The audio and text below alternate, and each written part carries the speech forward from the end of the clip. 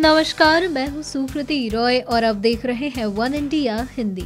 लोकसभा चुनाव से पहले प्रियंका गांधी की राजनीति में एंट्री और एसपी-बीएसपी गठबंधन का भारतीय जनता पार्टी पर कोई असर नहीं होगा। उत्तर प्रदेश के मुख्यमंत्री योगी आदित्यनाथ ऐसा मानते हैं और उन्होंने मीडिया से बातचीत करते हुए यही बातें कही।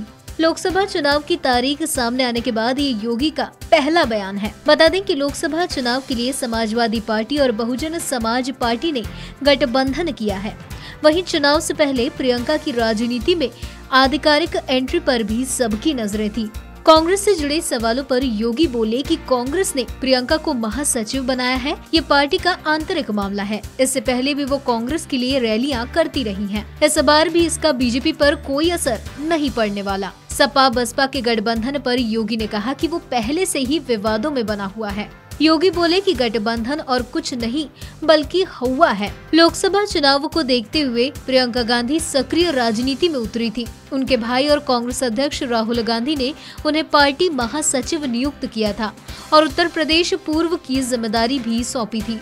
वहीं उत्तर प्रदेश में सपा और बसपा लोकसभा चुनाव में एक साथ उतर रहे हैं। सीटों पर दोनों के बीच सहमति भी बन चुकी है। राज्य में समाजवादी पार्टी 37 सीटों पर चुनाव लड़ेगी, जबकि बीएसपी 38 सीटों पर चुनाव लड़ने जा रही है। 3 सीट राष्ट्रीय लोकदल आरएलडी को दी गई है। वहीं मथुरा, मुजफ्फरनगर और बागपत से चुनाव लड़ेगी। रायबरेली और अमेठी लोकसभा क्षेत्र को कांग्रेस के लिए छोड़ा गया है। हालांकि उन्हें गठबंधन का हिस्सा नहीं बनाया गया है। बता दें कि उत्तर प्रदेश में महागठबंधन सहयोगी समाजवादी पार्टी, बहुजन समाज पार्टी और राष्ट्रीय लोकदल के शीर्ष नेता अप्रैल के पहले सप्ताह से ही ताबड़तोड़ संयुक्त रैलियां कर अपने अपने कार्यकर्ताओं को बीजेपी के खिलाफ एकजुटता का संदेश देंगे। समाजवादी पार्टी के राष्ट्रीय सचिव एवं प्रवक्ता ने कहा कि आसन्न लोकसभा चुनाव में एसपी-बीएसपी आरएलडी गठबंधन ने अपने प्रत्याशियों की जीत और केंद्र की सरकार से बीजेपी बेदखली सुनिश्चित करने के लिए संयुक्त रैलियां करने का फैसला किया है। उन्होंने कहा कि संयुक्त रैलियों से ये संदेश जाएगा कि गठबंधन में शामिल दलों के कार्यकर्ता एकजुट हैं और वो बीजेपी के मुमकिन को अपने प्रयासों से नामुमकिन में बदलने को तैयार हैं। वहीं प्रवक्ता ने आगे बताया कि समाजवादी पार्टी अध्यक्ष अखिलेश यादव, बहुजन समाज पार्टी मुखिया मायावती और आरएलडी प्रमुख चौधरी अजीत सिंह की संयुक्त रैलियों का सिलसिला नवरात्र के शुभ दिनों में 7 अप्रैल से शुरू होकर 16 मई तक चलेगा। इस दौरान तीनों दलों के शीर्ष नेता 11 रैलियां करेंगे।